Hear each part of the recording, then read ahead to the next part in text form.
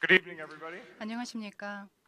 Thank you so much for 정말 먼저 감사하다는 말씀 드리고 thank you 싶습니다. so much for having me 오늘 here 초대해 today. 주셔서 Special thank 감사합니다. you to the 특히 Seoul Economic Daily 서울 for bringing me to South 경제신문에 Korea. 감사의 It's 말씀 really 드립니다. truly an 한국에 초대해 honor and a 주시고 privilege 오늘 to 이 be 자리에 here 설 on 수 the 있는 important topic 것이 of the 정말로 큰 evolution of the 영광이라고 next generation. 생각합니다. 차세대 And when I 교육의 think 미래, about the next 미래 generation, 한국 there's 교육에서 several 길을 things 찾다라는 that are 주제로 저희가 undeniably true. 이 자리에 모이게 This current 되었는데요. generation of young 현재 people 세대는 has access to more technology 이전 세대보다 좀 더 많은 기술에 대한 접근성을 가지고 있습니다.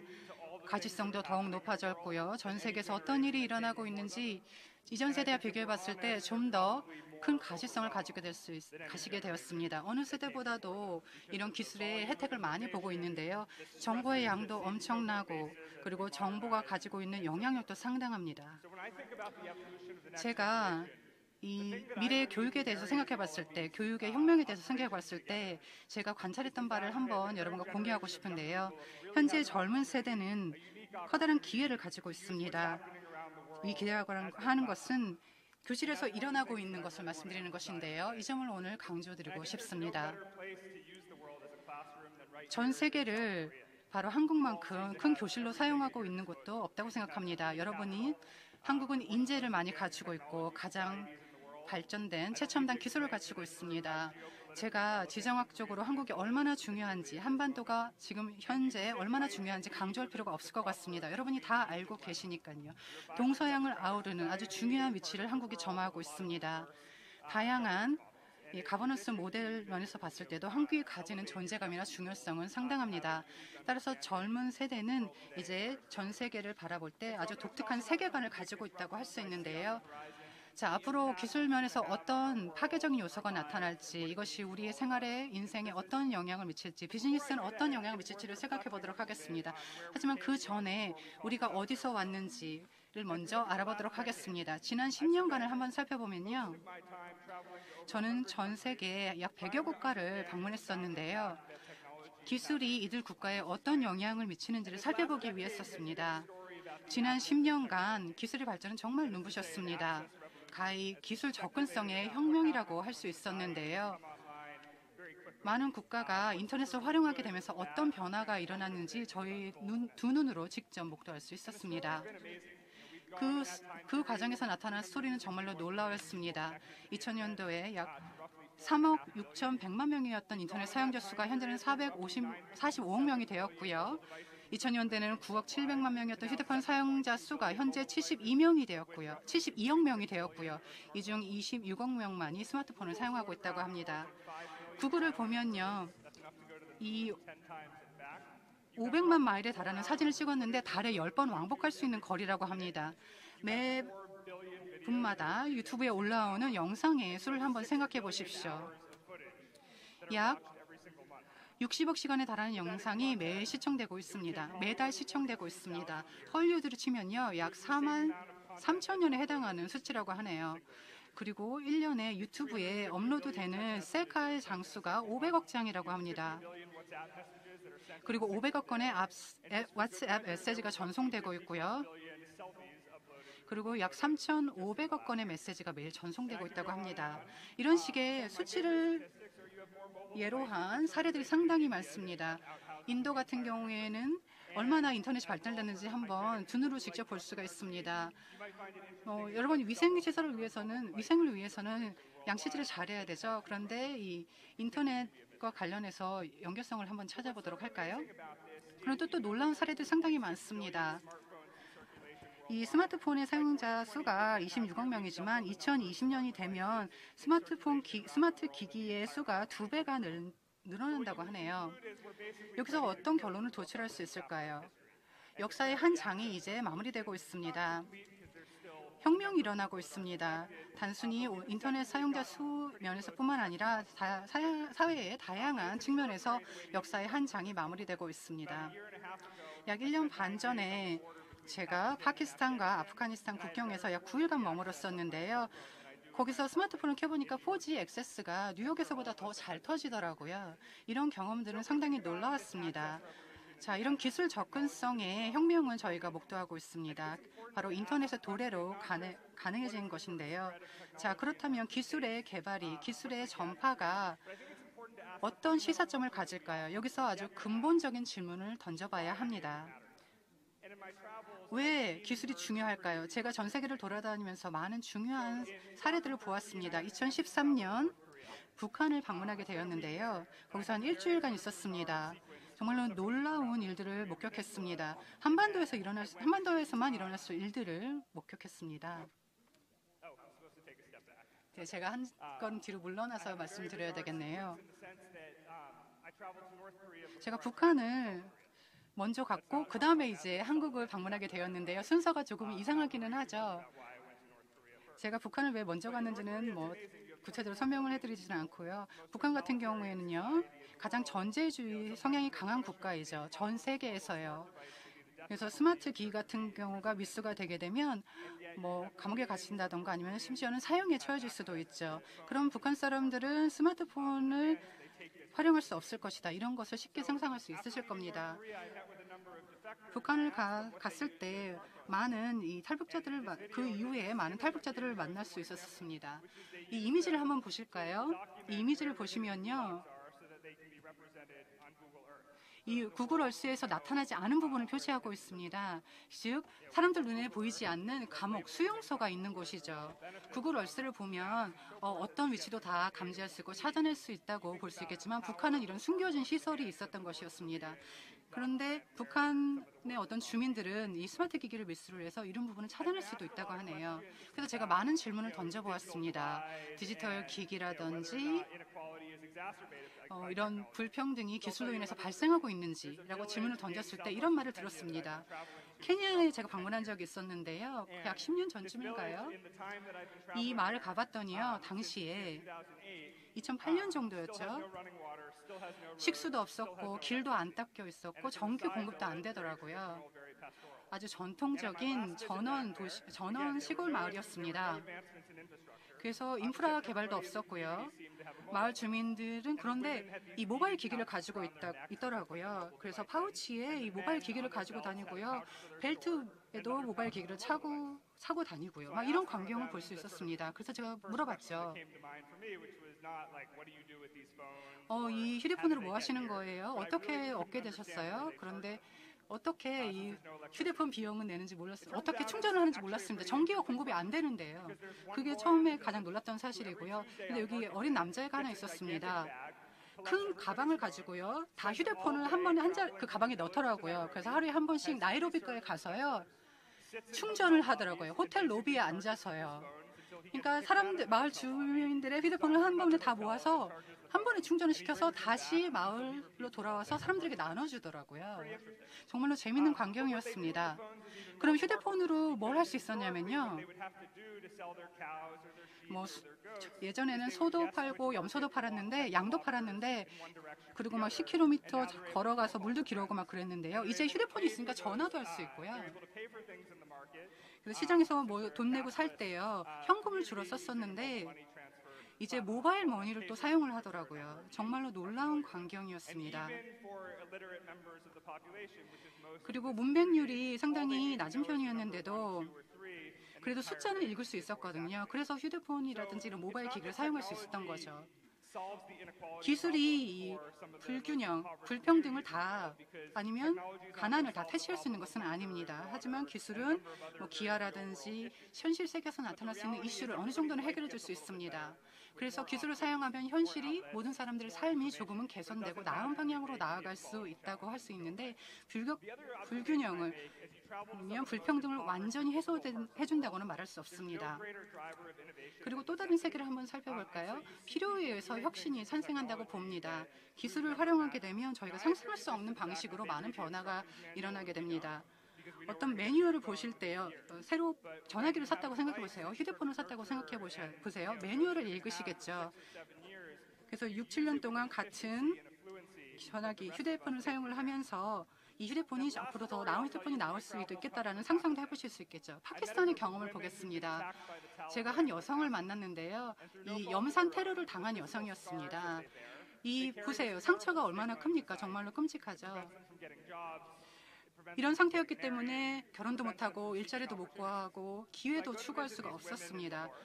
이런 끔찍한 테러를 당한 여성들을 만나보면서 동시에 저는 정말 행복해 겨운 여성들도 만나보았습니다.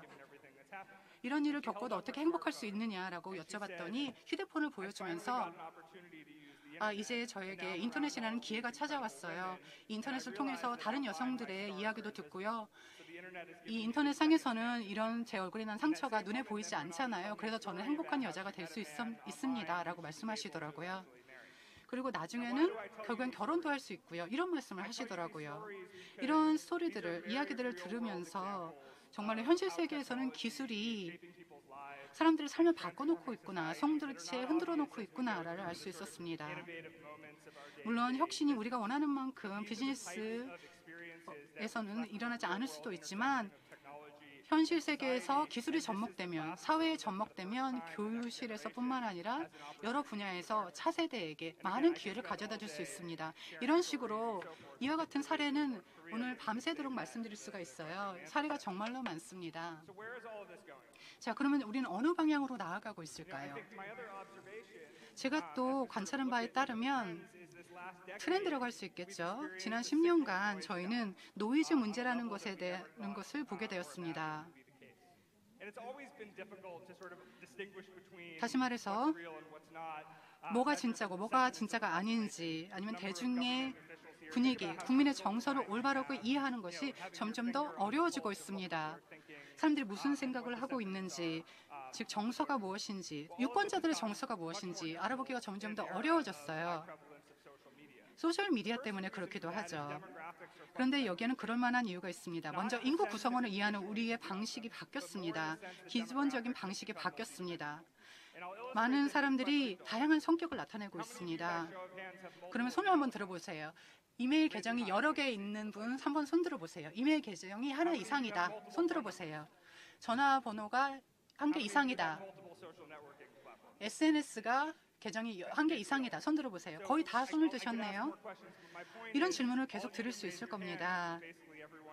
자, 이제 손을 든 분들을 그 수를 바탕으로 봤을 때 한 사람이 여러 개의 신원을, 아이덴티티를 가지고 있다는 것을 알 수 있죠.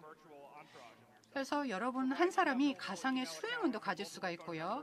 한 개 이상의 이메일 계정도 있고요. 한 개 이상의 SNS 계정도 가지고 있습니다. 하나는 나를 위한 것, 하나는 가정을 위한 것, 하나는 또 다른 사람을 위한 것.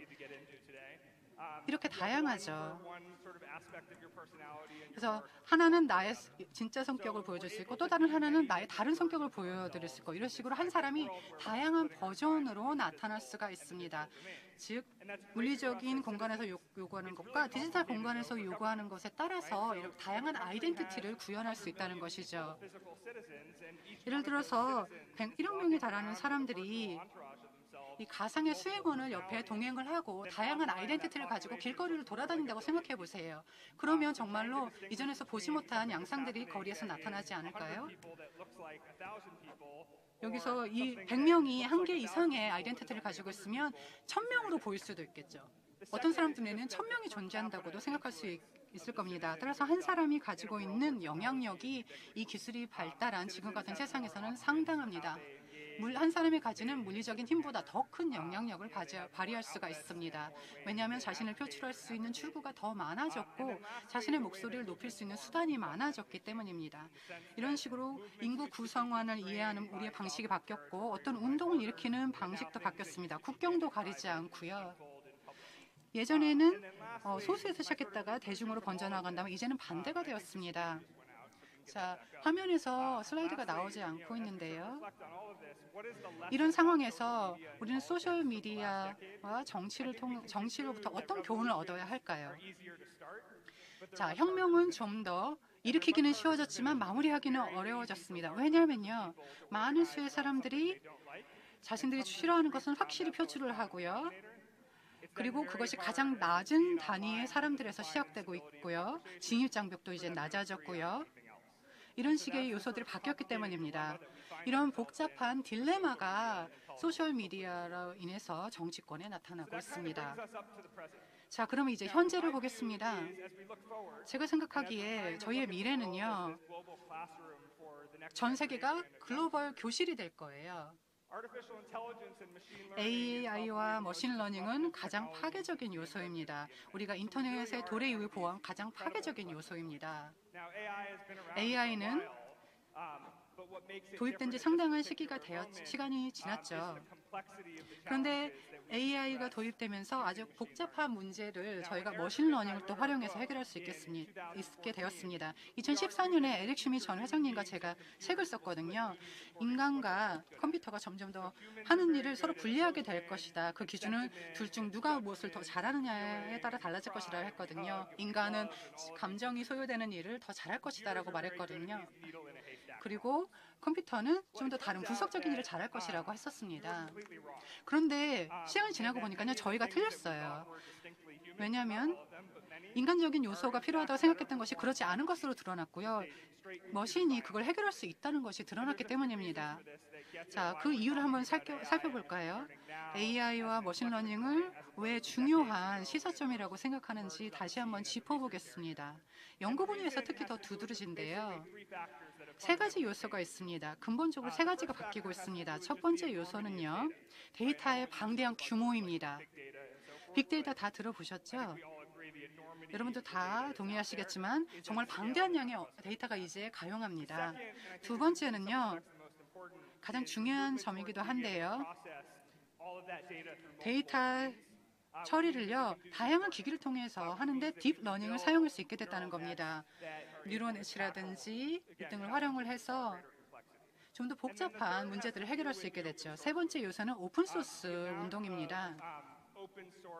오픈소스의 양을 보면요, 이것이 모두가 사용될 수 있도록 가용하게 된 그 양을 보면요, 정말 상당히 놀랍습니다. 이전에는 가용하지 않았었는데요. 그렇기 때문에 새로운 혜택을 가져다주고 있는 것이죠. 머신러닝 운동이 전 세계적으로 일어나면서 유럽, 미국, 라틴 아메리카, 아시아, 그리고 사하라 남부 지역에 이르는 지역까지 아주 범용화되었습니다. 그 사례들을 저희가 직접 두 눈으로 목도하고 있습니다. 머신러닝을 직접 체험해 보셨을 텐데요. 머신러닝을 통해서 저희의 소통 능력도 더욱 개선되고 있습니다. 제가 지금 한국에 있으니까 드리는 말씀인데, 한국말만 할 수 있는 사람이요, 알라바마 시골에 있는 사람하고 도널드 라이프를 좋아하는지 지지하는지 안 하는지를 직접 얘기를 할 수가 있어요. 어떻게 하냐면요, 직접 실시간 통역이 가능해서입니다. 이 대화가요, 기기를 통해서 실시간으로 통역이 돼요. 자기가 좋아하는 할아버지 아니면 저희 언니, 엄마 등하고 바로바로 소통이 가능하게 되는 것이 바로 이런 머신러닝이나 기기의 발전 때문입니다. 자, 이렇게 하기 위해서는 훈련 데이터만 충분히 갖추고 있으면 됩니다. 이런 데이터만 충분히 갖추고 있으면 이런 실시간 소통이라는 것은 언제든지 가능하게 됩니다. 그래서 음성 인식이라든지 이것이 패턴을 어떻게 파악하고 나가 있는지를 한번 보시면 그것 또한 매우 놀라울 것입니다. 이제 휴대폰을 들고 어떤 이미지의 사진을 찍어요. 그리고 머신에 입력을 시켜요. 그러면 어떤 언어가 거기에 들어있는지를 한번 분석을 하고요. 그걸 번역을 해줘요. 거의 100% 가깝게 번역을 해줍니다.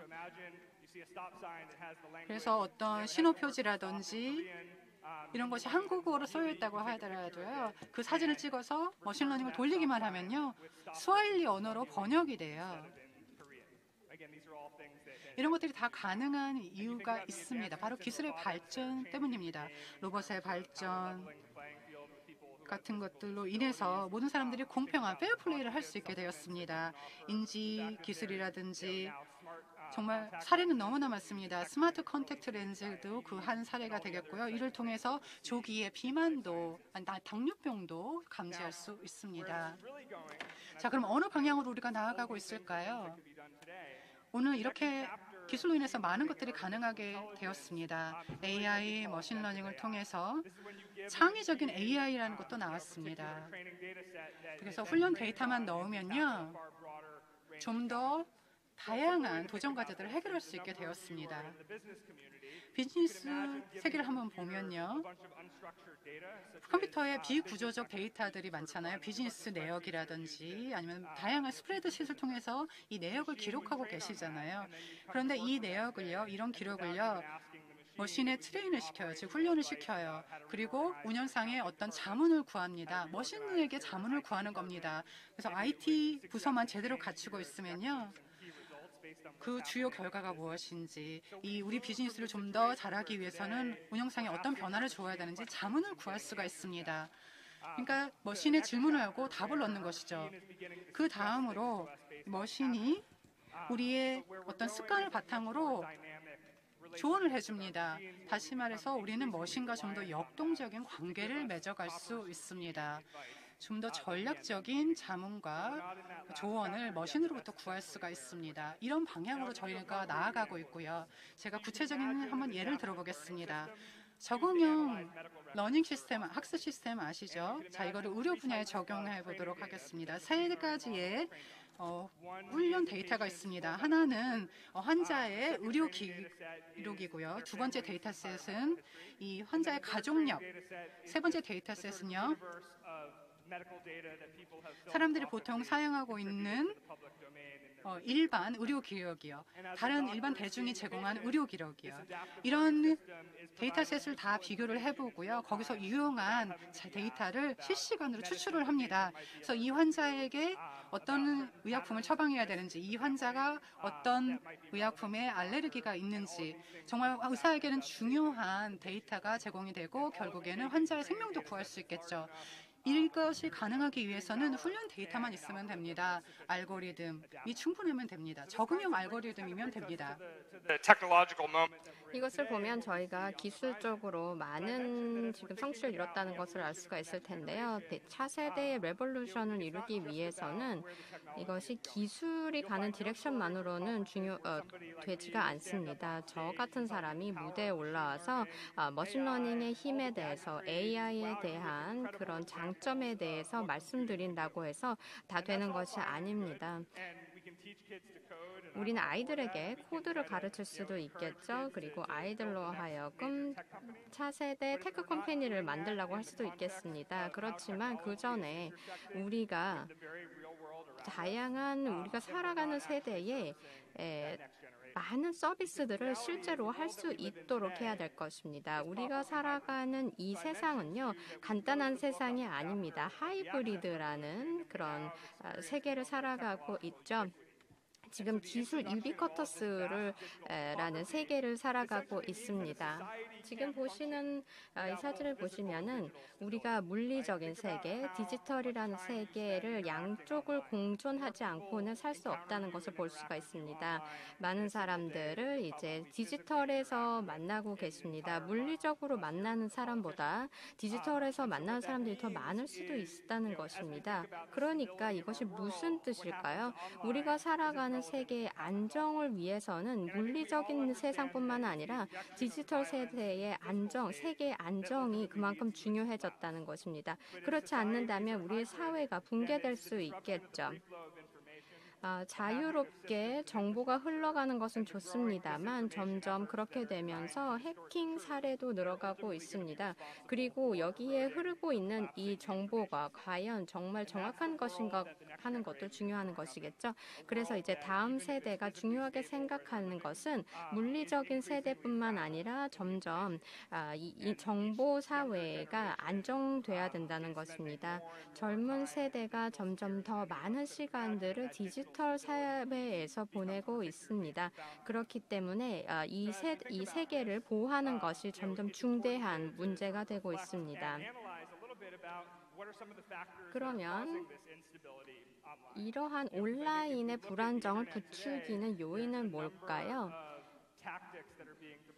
여러 가지 전략이 만들어지고 있습니다. 이 디지털 세계를 아주 공해를 만들고 있는 문제들이 있습니다. 제가 생각할 때 이 온라인 디지털 사회는 거의 디지털 원유라고 생각을 해도 다르지가 않은 것 같습니다. 마치 자원처럼 데이터를 모을 수가 있고요. 이 자원을 공유할 수가 있습니다. 세상이 지금까지 보지 못한 방식으로 이것이 사용이 되고 있습니다. 그리고 물론 당연히 여기를 진입을 하려면 진입 장벽이 필요하겠죠. 재정적인 장벽이 있을 것이고요. 그것뿐만 아니라 지정적인 장벽이 있을 수는 있겠지만 원유만큼 그렇게 지정적인 장벽이 있지는 않을 것입니다. 그리고 디지털 원유를 사용하는 데는 다양한 또 기계가 필요할 것입니다. 그런데 데이터를 그냥 사용할 수 있는 것은 아니죠. 머신러닝 모델이라는 것이 있어야만 이 데이터를 효율적으로 사용할 수가 있습니다. 그렇지 않다면 그것이 그대로 사장되어 버릴 것입니다. 데이터와 지금 오일이라는 자연 자원을 제가 지금 비교를 해드리고 있습니다. 각각의 국가들은 이러한 상황을 다르게 관리를 하고 대응을 할 텐데요. 지금 우리가 물리적인 그 국가적 차원으로 보는 것과 마찬가지로 디지털 자원을 보호하기 위해서 또 사용하기 위해서 다양한 노력을 기울일 것입니다. 많은 국가들, 베네수엘라라든지 이란 이런 국가들은 리소스가 많지만 결국 이런 데이터라는 리소스는 정말 이런 국가들이 리소스가 많다고 할 수 있을까요? 디지털 안정성에 대해서 이야기를 하면서 또 차세대가 많이 이용을 하고 있는 디지털 사회의 안정성의 중요성에 대해서 말씀드리면서 이것을 데이터를 효율적으로 활용할 수 있는 방법을 강구하는 것도 중요하다고 말씀드리고 싶습니다. 물리적인 분쟁이 일어나기 전에 제가 생각할 때는 많은 분쟁이 온라인에서 앞으로 시작될 것이라고 예상이 됩니다. 해킹이라든지 기존의 어떤 그런 시스템들을 파괴하려는 다양한 시도들이 있을 텐데 이것이 새로운 차원으로 해킹 시도가 이루어질 수 있을 것으로 보입니다.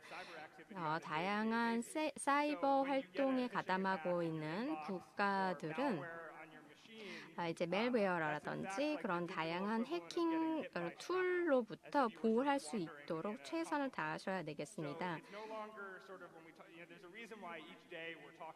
매일 우리가 사이버 시큐리티에 대해서 이야기를 하죠. 사이버 시큐리티가 멋있어서 그러는 것이 아닙니다. 진입 장벽이 점점 더 낮아졌다는 것입니다. 그게 무슨 뜻일까요? 지금 해킹 시도가 워낙 많다는 뜻을 말씀드리는 것입니다. 미래에 대해서 우리가 생각을 하면서 차세대 혁명을 생각할 때 이 차세대는 이러한 트렌드를 더 잘 알고 있을 것입니다. 자, 이제 기술과 그들이 편안하게 생각하는 이런 디지털 세상을 보면 이 게임에 점점 더 많은 사람들이 뛰어들 거라는 것은 자명한 현실입니다. 그런데 여러분 잘 아시다시피 이렇게 많은 정보가 흘러가다 보니까 허위 정보라든지 허위 뉴스라는 것들이 흘러들게 되죠. 젊은 사람들도 이러한 다양한 플랫폼을 이용을 하면서 이런 허위 정보가 있다는 것을 알게 됩니다. 그런데 문제는 여기에는 허위 정보뿐만 아니라 허위 선전도 많다는 것이죠. 지금 말씀드리고 싶은 부분은 사이버 폭력 그리고 인터넷에서 무례하게 답글을 넣는 트롤링 같은 그런 문제들이 발생을 하는데 이것이 단순 악의적인 글이 아니라 애국심을 유발해서 사용하는 사이버 폭력인 것이죠. 이것이 해결해야 되는 어려운 문제 중에 하나입니다. 이것이 만약 우리가 쓸 수 있다면 측정을 할 수가 있겠죠. 얼마나 악의적인 것인지를 우리가 커멘트를 측정을 해서 얼마나 잘못된 것인지, 얼마나 그 독성이 강한가, 유해한가 같은 것들을 측정하실 수가 있을 것입니다.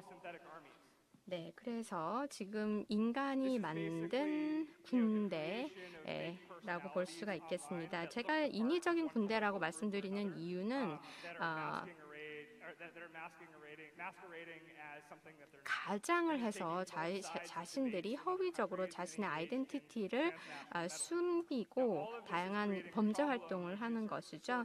여러분들이 이런 것들을 이해하실 필요가 있는 것이 그 기저에 있는 의도를 이해를 해야 합니다. 제가 코딩이나 아니면 기술에 관련이 있는 젊은 사람들한테 물어봤을 때 이 정말 자기들이 이 디지털 안에 있는 정보가 어떻게 허위로 사용됐는지, 얼마나 진위 여부를 가지고 있는지 이런 것들을 가리기가 굉장히 없다라고 말을 합니다. 이 우리가 지금 목도하고 있는 이 디지털 세상이라는 것은 룰이 없습니다. 규칙이 없죠. 우리가 이 규칙을 어떻게 사용할 것인지에 대한 아직 잠정적인 이 합의가 없었습니다. 서로의 정부가 자신들이 이제 공격을 했을 때 어떻게 대응하겠다, 이런 어느 정도의 합의가 있지만 여기에서는 어떻게 저지할 것인가에 대한 아직 대응 과정이 만들어지지 않았습니다. 이제 저희가 디지털 사회에서 스스로 방어를 하기 위해서는 스스로 방어하는 수밖에 없겠습니다. 이제 대규모 살상 무기라든지 그런 살상 무기에 대응하는 그런 방법으로 디지털 데미지를 저희가 막을 수는 없을 것입니다. 근데 그런 문제를 해결하기 위해서는 몇 가지 생각을 하셔야 되겠는데요. 자, 제가 이런 문제를 해결할 수 있는 액체가 있다고 생각을 해보겠습니다. 그래서 제가 생각할 때, 자, 이런 액체를 제가 만약에 뿌렸다고 했을 때 누가 이것을 나한테 줬어. 그래서 이렇게 하면 바이러스가 있을 수도 있대 라고 말을 하면서 제가 액체를 만약에 뿌린다고 해보겠습니다. 그러면 사람들이 바로 뛰어나가겠죠. 이게 전염병이 있다고 하면 아마 여러분들은 도망가실 것입니다. 그러면 여쭤볼게요. 여러분들 중에 모바일 기기에서 아니면 랩탑에서 여러분들이 보실 때 뭔가 의심스러운 멜웨어가 있다라고 생각하신 적 있을까요? 보안 취약성이 있다라는 것을 느껴보신 적이 있으신가? 그런 거 느껴보신 적 있으신가요? 몇 분 정도 계신가요? 손을 좀 들어보시기 바랍니다. 그럼 여러분들 중에 나중에 이 보안은 나중에 하겠다, 중요하게 생각하지 않는다라고 생각하시는 분들도 계시겠죠. 여러분들이 지금 바로 대응하는 방식이 이렇다는 것입니다. 이것이 편리성이 떨어지기 때문에 내가 보안을 그렇게 중요하게 생각하지 않는다라고 생각하는 분들도 계신다는 것이죠. 지금 물리적으로 보호하는 것이 더 중요하다고 생각을 하시는 겁니다. 예를 들면 물리적인 문제가 발생했을 때는 의사를 만나다든지 아니면 여러분들이 굉장히 어떤 문제가 있는지 바로 의사한테 가겠고 또 의사가 여러분에게 처방전을 주겠고 약을 드시겠죠. 그런데 이걸 봤을 때 우리가 건강이나 또 물리적인 문제에 있어서는 아주 적극적으로 대응을 하고 있습니다. 그런데 사이버 보안에 있어서는 우리 건강처럼 생각을 하지 않고 있습니다. 물리적 디지털 사회를 생각해 봤을 때 어떻게 우리 스스로가 디지털과 물리적 사회를 스스로 중요하게 생각하고 보호할 수 있을까요? 사이버 월드를 우리의 건강이라고 생각을 해보면 스스로의 시스템을 보호하고 사이버 이 위생을 여러분 스스로 돌보셔야 됩니다. 그렇기 때문에 제가 말씀드렸던 아주 좋지 않은 그런 해킹 사례들로부터 스스로를 보호하실 수가 있는 것이죠. 회사들도 마찬가지입니다. 여러분들이 비즈니스를 하신다면 아주 훌륭한 헬스케어 이 상품을 가지고 계시겠죠. 그 직원들을 위해서 그리고 또 가족들을 위해서 건강보험 같은 것들을 가지고 계실 것입니다. 그에 따라서 여러분들이 직접적인 장점, 이점을 얻을 수가 있기 때문이죠. 직원들이 건강하고 가족들이 건강하면 여러분들은 물리적으로 이점을 갖게 될 것입니다. 그렇지만 만약에 멜웨어가 있다고 생각을 해보시면 사이버 하이진을 잘 하지 않을, 사이버 위생을 잘 지키지 않을 어떤 10대가 무엇을 퍼뜨리기 시작해서 거기에서 이메일을 받기 시작했다고 생각을 해보겠습니다. 예를 들어서 엄마가 직장에서 일할 때 10대 아이가 이메일을 보내서 거기에 멜웨어가 들어가 있다고 생각을 해보시기 바랍니다. 그러니까 여러분들이 돈을 여기저기 예를 들면 트레이닝이라든지 또 위생이나 이런 것들을 통해서 직원들을 교육을 한다면 그뿐만 아니라 직원들의 가족들의 사이버 이 위생도 지켜줘야 한다는 것입니다. 저는 그 돈을 이렇게 사이버 건강을 지키는데 동일하게 사용하셔야 된다고 생각을 합니다. 제가 말씀드린 이 모든 부분이 비즈니스에 아주 중대한 영향을 미칩니다. 내가 데이터를 가지고 있고 회사들이 이 디지털 사회에서 데이터를 이용하는 결국은 기술 회사가 될 것입니다. 그렇기 때문에 어떻게 이 데이터가 사용이 되는지, 어떤 머신러닝 모델을 사용하는지에 따라서 여러분들 많은 이점을 누리게 될 것인데요. 여러분들이 회사에서 머신러닝이라는 능력을 이용해서 다양한 정보를 뽑아내시게 될 것입니다.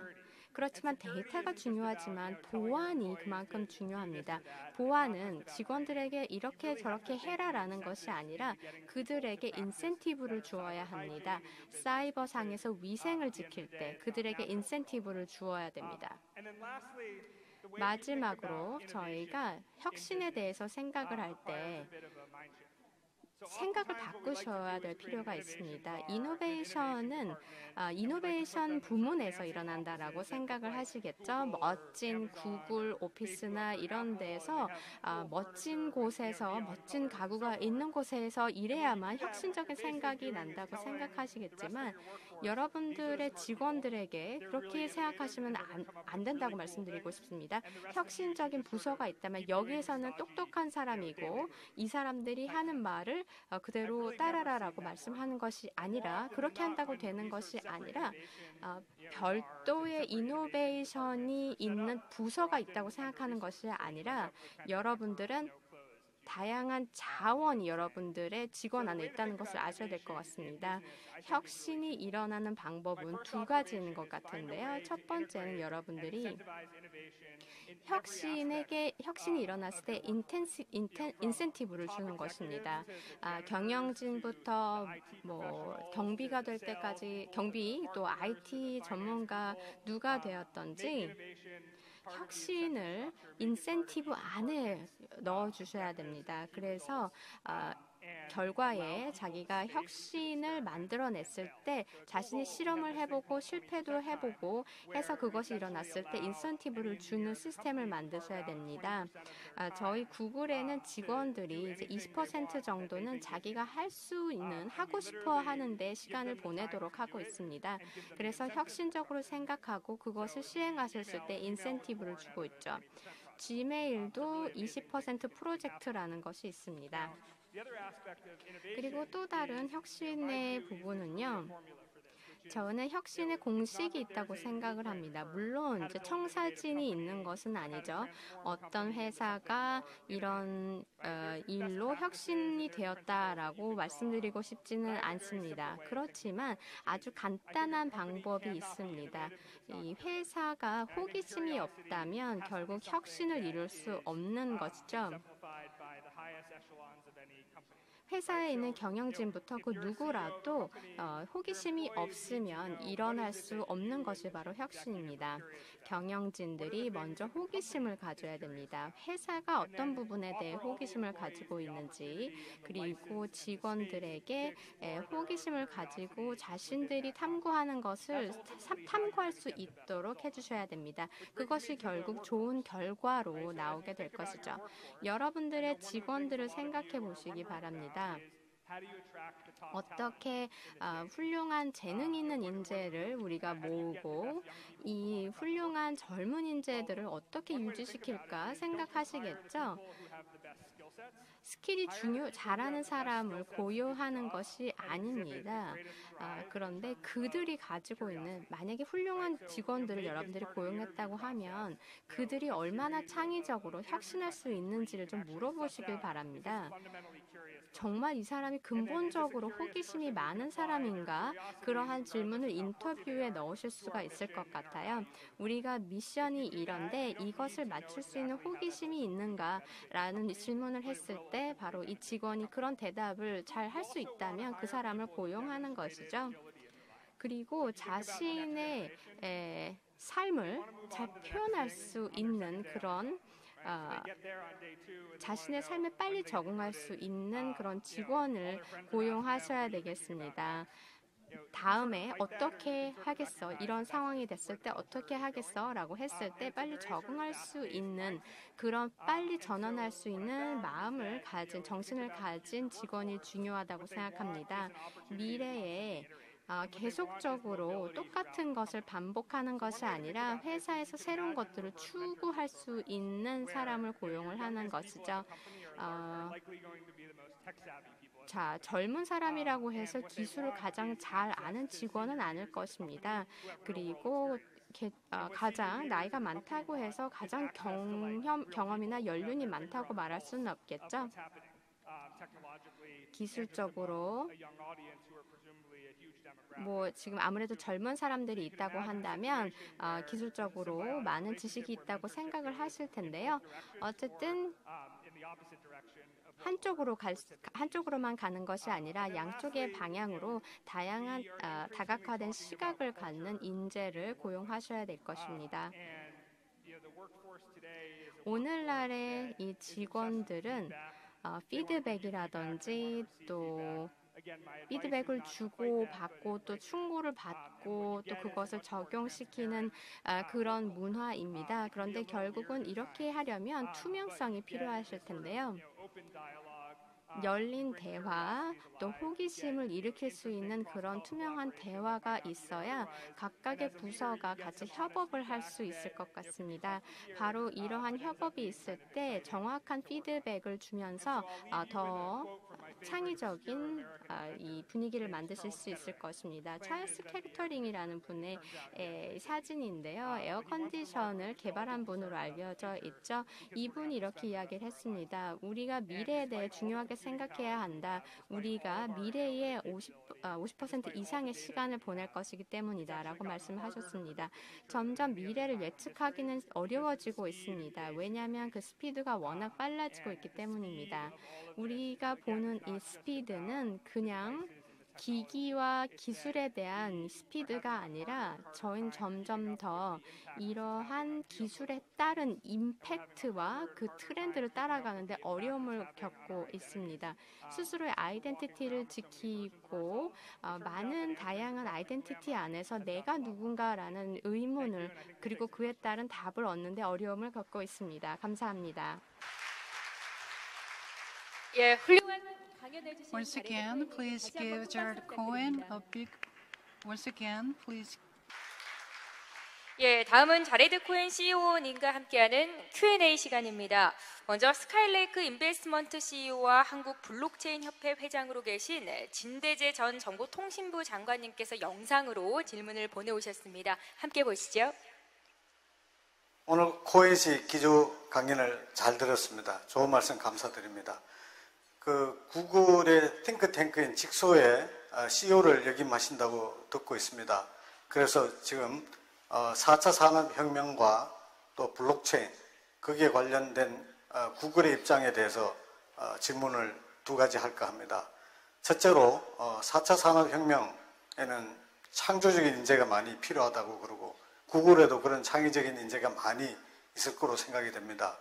그 구글에서 신입사원을 뽑을 때 창의적인 인재를 뽑으려고 애를 쓰실 것 같은데 그 어떤 면을 가장 중요하게 생각해서 뽑으시고 또 구글에 입사한 이후에도 어떤 면을 강조해서 또 인재 육성을 하고 계신지에 대해서 답변을 해주시면 고맙겠고요. 두 번째로는 블록체인 관련돼서 잘 아실 것 같은데 스팀잇이라 그래갖고 탈중앙화, 디센트럴라이즈드 된 그런 미디어 사업들, 그런 그 비즈니스 모델이 여러 가지 탄생하고 있는데 그렇게 되면 페이스북이라든가 유튜브 같은 거가 상당히 영향을 받지 않을까 생각이 됩니다. 그래서 구글이 그런 블록체인 관련돼 갖고 미디어 산업이 일어난 것에 대해서 어떤 입장을 갖고 계신지 설명을 해주시면 감사하겠습니다. 예, 감사합니다. 먼저 구글의 창의적인 인재상에 대해서 질문을 하셨는데요. 답변 부탁드립니다. 첫 번째 질문에 대한 답변을 드리면요. 먼저 강조를 하고 싶습니다. 앞서도 말씀드렸는데요. 호기심이 갖는 가치를 강조하고 싶습니다. 그래서 인재를 채용을 할 때 이 사람이 호기심이 있느냐 아느냐를 한번 가늠해 보시는 것이 좋습니다. 호기심을 가지고 일에 적극적으로 뛰어드느냐 아니면 그냥 출근하는데 의의를 두느냐는 정말로 다르죠. 그래서 호기심이 많은 사람들의 성과가 가장 좋습니다. 이들에게 업무를 주면요. 사장님이 못 보는 어떤 문제를 발견하기도 합니다.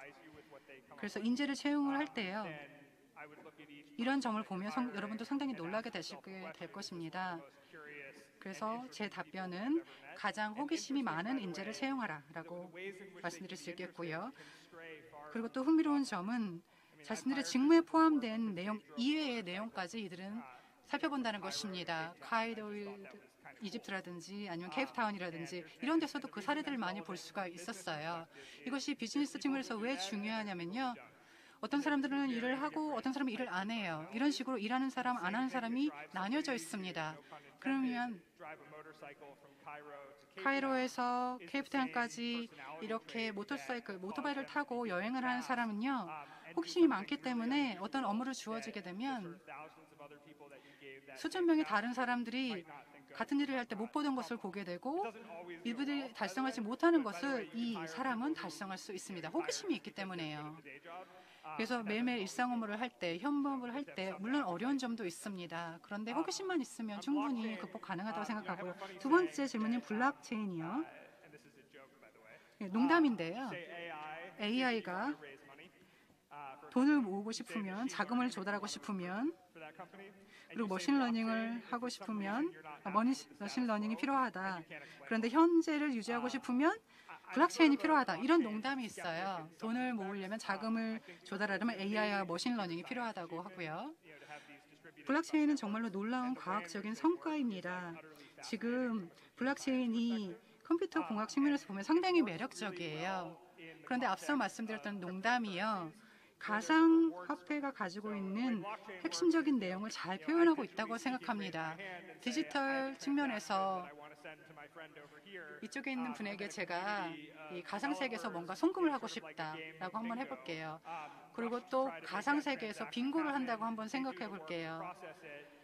그런데 그 송금 과정이 어떻게 일어나죠? 그리고 이 기술을 가장 먼저 선점한 사람이 바로 가장 큰 성과를 거두고 가장 많은 이익을 가져가게 될 것입니다. 이런 시스템이 바로 블록체인의 근간이죠. 누가 가장 문제를 먼저 해결하느냐에 따라서 누가 가장 큰 이득을 가져가느냐가 블록체인의 핵심입니다. 그런데 저는 항상 블록체인에 의구심이 있었습니다. 이 블록체인이라는 기술이 어떤 솔루션, 해결책이 될 수 있을까라는 의구심이 있었습니다. 사람들에게 동기부여를 해서 일을 시킬 때 블록체인이 동기부여가 될까? 이런 의구심이 있었습니다. 그래서 현재로서는 블록체인은 잘 될지 모르겠습니다. 가상화폐 자체도 잘 모르겠습니다. 그런 점에서 컴퓨터 공학 측면에서는 분명히 흥미로운 주제이지만 그리고 활용도도 있지만 1년 후에 제가 이 자리를 다시 찾는다면 오늘하고는 좀 다른 블록체인에 관한 의견을 내놓을 수도 있겠죠. 그런데 현재로서는요. 조금 의구심이 있습니다. 블록체인은 좀 의구심이 있습니다. 오늘 이 자리에 참석하신 분들에게 질문을 갖는 시간 갖겠습니다. 질문하실 분은 손을 들어 표해 주시면 도우미 분께서 마이크를 전달해 드리도록 하겠습니다. 질문하실 분은 성함과 소속을 말씀하신 이유로 질문해 주시면 되겠습니다. 질문 있으신 분 계신가요? 예, 저기 앞쪽에 마이크 좀 전달해 주시기 바랍니다.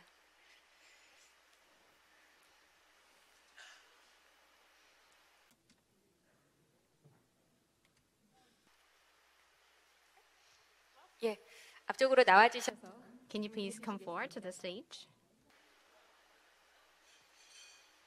예, 여러분들 잘 알고 계시죠? 내일 두 번째 세션에서 인공지능 시대의 스토리텔링이라는 주제로 강연을 하실 분이신데요. 아이들을 위한 코딩 교육 베스트셀러인 헬로 루비의 작가이자 또 일러스트레이터인 린다 리오 카스님 무대 위로 나오셨습니다. 여러분 박수 부탁드릴게요. 와우. 오늘 제 기술이라는 것을 생각할 때 컴퓨터, 데이터, 알고리즘이라고 생각을 하잖아요. 어제의 기술은 뭐 오토바이나 뭐 민주주의 이런 것들이겠죠. 그런데 이제 아까 처음 말씀하셨을 때 인류애와 사회과학이라든지 미래의 인재에 대해서 말씀하셨습니다. 사람들을 고용하는 입장에서 기술적으로 봤을 때 또 역사라든지 아니면 다양한 부분에서 고용을 하시는지, 기술 회사에서 이런 사람들도 고용을 하시는지, 어떤 의견을 주로 중요하게 생각해서 고용하시는지요? Can they be dead? Is that okay? 네, 말씀드리도록 하겠습니다. 저는 다양한 Theodore Roosevelt was 자, 티어터 루즈벨트가 대통령이 되었죠. 1901년이었습니다. 윌리엄이 암살을 당한 후였습니다. 그 사람은 대통령이 될 사람은 아니었습니다. 부통령으로 노미네이트가 되었습니다. 그런데 굉장히 급진적인 사람이었고 리스크도 많이 감수하는 사람이었습니다.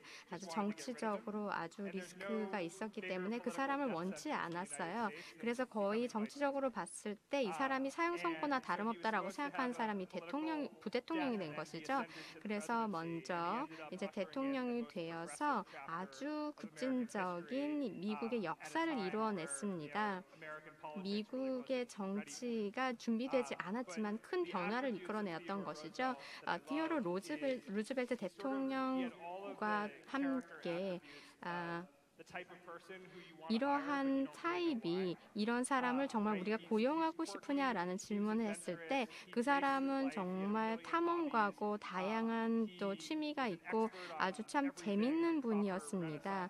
다양한 부분에 있어서 르네상스를 꿈꾸는 사람이었죠. 그래서 아주 좀 상상하기 어려운 인물이었다고 생각을 합니다. 연세는 많았지만 아마존 깊이 가고 싶어 하는 사람도 그러한 생각도 하셨다고 해요. 아마존 강에 가겠다라고 말씀하셨다고 하는데요. 이런 것을 보면 그의 캐릭터를 통해서 맞는 사람을 고용을 했다라고 보겠습니다. 우리 팀에 딱 맞는 사람, 또 이 직원들이 좋아하는 사람. 근데 이 사람이 뭘 할지 모르겠어. 근데 일단 예스라고 말해야 될 사람이라고 여러분들이 생각을 하신다면 결국 이 사람이 변화를 만들어낼 수 있을 것이라 생각합니다. 자리로 돌아가 주시기 바랍니다. 청중 중에서 또 질문 있으신 분 계신가요? 여기 가운데 계신 분 마이크 전달 부탁드립니다. 네, 이거는 통역은 하지 말아 주십시오. 원래 제가 질문을 하기로 돼 있습니다. 그래서 일어나서 질문하는데, My name is 지수. 제 이름은 유지수라고 합니다. 제가 앞서 만나뵌 적이 있죠. 먼저 아주 훌륭한 기조 강연 감사드립니다. 저희가 직면하고 있는 IT 혁명과 관련된 많은 이슈들을 다 한 번에 다뤄주셨는데요. 제 질문은 이미 앞서도 나온 것과 유사할 수도 있겠습니다. 전 세계 거의 모든 국가들이 권력의 분리라는 것을 경험하고 있습니다. 사법제도, 사법체계, 그리고 행정체계 등이 다 분리가 되어 있죠. 근데 여기 하나 더 추가를 해야 할 것 같아요. 바로 소셜미디어라는 부분을 넣어야 될 것 같습니다. 소셜미디어가 나타나면서 10년 전에는요, 사회의 환영을 받았습니다. 당시에는 장밋빛 전망이 많았습니다. 소셜미디어 없이는 아랍의 봄이라는 것도 없을 것이고 이런 인식이 있었기 때문에 소셜미디어의 장점이 많이 부각이 되었죠. 이와 동시에 불신도 생겨났고 갈등도 생겨났습니다. 우리 사회에요. 소셜미디어가 일으킨 문제들이었습니다. 소셜미디어에 가입을 하게 되면서 자제력이 사람들이 많이 부족하게 되었고요. 다른 사람에 대한 존중도 많이 줄어들게 되었습니다. 소셜미디어가 가져온 그늘이라고 할 수가 있겠는데요. 그리고 가짜뉴스도 말씀을 하셨었죠. 많은 아이들이 가짜뉴스를 보고 정보를 왜곡하고 있다고도 말씀을 하셨는데요.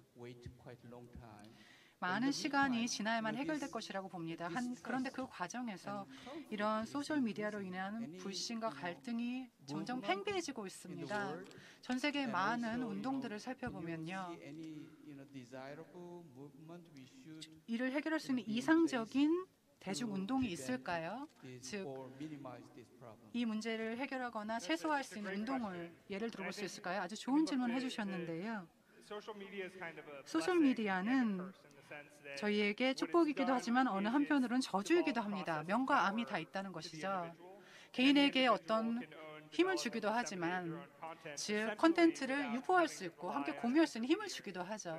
중개업자, 중간 업체의 역할을 개인이 할 수 있게 한다는 것입니다. 한 플랫폼에서 다른 플랫폼으로 정보를 공유할 수 있게 해주고, 이전에는 보지 못했던 정도까지 이런 공유가 가능하게 해주는 것이 소셜 미디어입니다.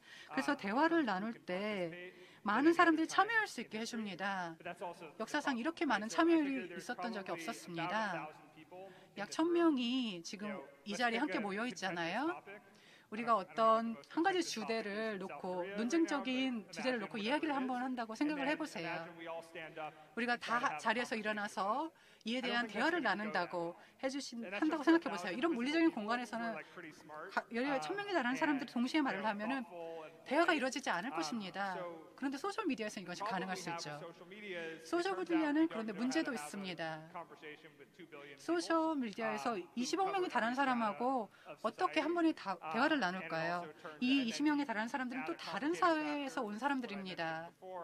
앞서도 말씀드렸지만 한 사람이 다양한 아이덴티티, 신분을 가질 수가 있습니다. 그래서 소셜미디어상에 이전에 보지 못했던 문제들도 생겨나고 있는 것이죠. 차세대들이 해결해야 될 새로운 문제가 생겨나고 있는 것입니다. 이 자리에 참석하신 모든 분들은 어떤 일종의 참고할 수 있는 자료가 이미 참고할 수 있는 자료를 가지고 있다고 할 수 있어요. 이런 정보를 이것은 진실이다, 이것은 가짜다라고 구별할 수 있는 어떤 참고 자료가 있었는데요. 과거에 이미 축적된 자료가 있었는데요. 그리고 우리가 지금까지 습득해온 방식이 있었습니다. 그런데 제가 딸이 둘이 있는데 이들에게는 이런 소셜미디어가 등장하면서 새로운 문제가 생겨났고 이 문제를 해결할 수 있는 참고 자료가 없어요. 왜냐하면 소셜미디어는 새로운 문제이기 때문에요. 그래서 많은 문제를 살펴봐야 합니다. 컴퓨터가 이걸 잘할 것이고 사람은 이걸 잘할 것이다. 이런 것도 항상 생각해 봐야 하고요. 중요한 것은 기술 탓을 할 수 있어요. 온라인상에서 사람의 교양이 없다. 기술로 인해서 사람들이 좀 더 악플을 쏟아내고 익명성을 악용을 한다. 이렇게 말할 수도 있습니다. 그런데 기술은요, 사람들에게 많은 힘을 실어주고 있습니다. 여기서 매우 조심하고 신중해야 합니다. 균형을 잘 잡아야 하는 것이죠. 기술을 모든 것의 책임 소재를 다 기술에만 두는 것이 아니고요. 기술을 활용하는 인간, 개인도 어느 정도 책임을 져야 합니다. 문제가 발생했을 때요. 오늘 오후인가요? 삼성 얘기를 누가 하셨더라고요. 소셜미디어와 연결해서요. 아이들이 하루 종일 TV만 본다고 소셜미디어나 기술을 막 탓한다고 하더라고요. 아니면 아이들이 삼성 TV를 켜놓고 어른들처럼 너무 TV를 많이 본다고 막 불만을 토로하시더라고요. 이런 거를 기술의 문제라고 잘못을 기술로 손가락질 하실 수도 있겠죠. 그런데 이에 대한 소셜미디어에 대한 해답을 찾을 때요, 균형을 잘 잡아야 합니다. 인간이라는 우리 개인을 한번 되돌아보고요. 기술이 이렇게 만연한 시대에 휴머니스트라는 것은 무엇인가를 생각해 봐야 합니다. 어떤 사람한테 가서 휴대폰을 딱 들고 어떤 사람을 막 찍어요. 근데 상대방은 싫다고 하는데도요. 그럼 이거 참 무례한 일이죠. 그리고 이런 식으로 저희는 우리가 저지르는 행동을 다시 한번 성찰해 봐야 합니다. 기술을 활용할 때 이런 행동을 성찰해 봐야 합니다. 내일 저희가 기술에 대한 좀 더 심도 있는 논의를 할 텐데요. 2살짜리든 4살짜리든 아이들이라면 어렸을 때부터 스토리를 이해하는 능력이 있습니다. 그래서 우리에겐 기회가 주어진 것이죠. 아주 어렸을 때부터 아이들에게 기술을 활용할 때 앞으로 커서도 이렇게 활용을 해야 한다라고 교양 있게 써야 한다라고 가르쳐주는 것이죠. 기술을 앞으로 어떻게 유용하게 활용할 수 있는가를 가르치는 것이죠. 그리고 휴머니즘도 반드시 강조해야 합니다. 또 비즈니스 업계에서도 생각해 봐야 합니다. 우리의 근로 문화를 어떻게 조성해 나갈 것인가. 각각의 근로 문화마다 내부 위협적인 요소가 다 다를 것이고요. 여러분의 가정 내에서, 직장에서, 오늘과 같은 포럼에서 이런 대화를 충분히 나눠보실 수 있다고 생각합니다. Thank you. 자, 마지막으로 영상 질문이 하나 더 도착해 있습니다. 휴머노이드 로봇 휴보의 아버지로 더 잘 알려지신 분이시죠. 카이스트 오준호 기계공학과 특훈 교수님께서 보내신 영상 질문입니다. 함께 보시죠. 네, 훌륭한 프레젠테이션 감사드립니다. 아주 즐겁게 잘 보았고요. 저는 제 로봇인 휴보와 잘 재밌게 시간을 보내고 있는데요. 오늘 제가 첫 번째 질문 드리도록 하겠습니다. 자, 다학하는 그 다양한 곳에서 지금 다양한 그 공부가 합쳐지는 다학제가 이루어지고 있습니다. 융합이 일어나고 있죠. 그렇다면 결국 어떠한 주요한 부분이 연구에서 주요한 자원이 될지 궁금합니다. 이 질문이 앞으로 교육에 어떻게 영향을 미칠까 그런 질문이셨습니까? 맞습니까? 네, 제가 그 질문을 아마 받은 것 같습니다. 여기 지금 자막이 나와서 제대로 못 봤는데요. 자, 교육기관에 대해서 생각을 해봤을 때 지금 미국도 마찬가지고 지금 한국도 마찬가지고 교육 부분이 중요합니다. 제가 이제 스탠포드에 갔을 때는 정치를 원하냐, 컴퓨터를 원하냐 이렇게 둘 중에 이분법적으로 골라야만 했습니다. 그런데 이제는 점점 그 당시에는 이제 이코노미스트가 더 되고 싶어하는 사람들이 많았죠. 그렇지만 제가 스탠포드를 이제 들어갔을 때 오늘날 일하는 것들이 그대로 우리가 예상하지 못한 상황으로 변화가 되었습니다. 만약에 제가 2000년에 다시 정치를 원하냐, 이코노미스트가 되고, 그러니까 정치를 할 것이냐, 컴퓨터 사이언티스트가 될 것이냐라고 물어봤다면 전혀 다른 대답을 내놓게 됐을 것입니다. 교육이라는 것이 사회의 변화를 따라갈 수 있어야 한다고 생각합니다. 자, 학생들의 수요를 먼저 살펴보셔야 되겠죠. 전 세계의 많은 분들을 보면요. 학생들이 컴퓨터 사이언스뿐만 아니라 인문학을 전공을 하고 있습니다. 자신들이 가지고 있는 전문성을 시장에서 필요한 것으로 전문성을 가지면서 그것이 중요하다는 것을 알게 됐고 그뿐만 아니라 과학이나 AI뿐만 아니라 인문학과 같은 인간에 대한 이해가 중요하다는 것을 똑똑한 학생들이 잘 알고 있습니다. 대학교에 간 학생들이 지금 과학이나 또 인문학 동시에 관심을 갖고 있습니다. 그래서 저는 만약에 내가 정치 전문가가 되고 싶다. 그러면 정치 전문가로서의 공부를 하면서 컴퓨터 사이언스를 부전공으로 가질 수도 있는 것입니다. 예를 들면 인터넷 구조에 대해서 배우면서 세계대전 또 이런 것들을 통해서 내가 세계대전이 사이버 월드가 어떻게 될 것이다 라는 것들을 공부하실 수가 있잖아요. 그러니까 말씀드렸다시피 컴퓨터 사이언스를 함과 동시에 인문학 코스를 들을 수 있는 그런 옵션이 있어야 된다고 생각합니다. 자, 예를 들면 컴퓨터를 공부하면서 도덕성에 대해서 배울 수 있어야 하겠고요. 또 중국 시장에 대해서 배울 수도 있어야 하겠습니다. 왜냐하면 중국의 기술 지금 발전이 눈부시죠. 그래서 미국에서 이런 테키들이 중국의 어떤 시스템을 알기 위해서는 중국에 대한 시장도 배워야 합니다. 그래서 인문학에서 말씀드렸다시피 인문학에서 중국어를 배운다고 한다면 내가 컴퓨터를 배운다. 그러면 중국에 진입할 수가 있지 않겠습니까? 진입할 수가 있겠죠. 그렇기 때문에 컴퓨터 사이언스를 하면서 다른 공부도 같이 할 수 있어야 한다고 생각합니다. 이런 많은 학문을 각각의 트랙으로 공부할 수 있도록 통합하는 것들이 새로운 학제의 시스템이 된다고 생각을 하고요. 그리고 지금 대학교들이 많이 이러한 수요에 응답을 하고 있습니다. 그래서 새로운 기관이라든지 여러한 이 기관에서 커리큘럼과 약간 벗어난 새로운 학제들을 가르치고 있는 예도 많고요. 그리고 말씀드렸다시피 하나만 따로따로 가르치게 되면 바로 혁신이라는 중요한 키를 놓치게 됩니다. 오늘 Q&A 시간은 여기까지 진행하도록 하겠습니다. 뛰어난 통찰력과 전문 지식을 바탕으로 좋은 강연해 주신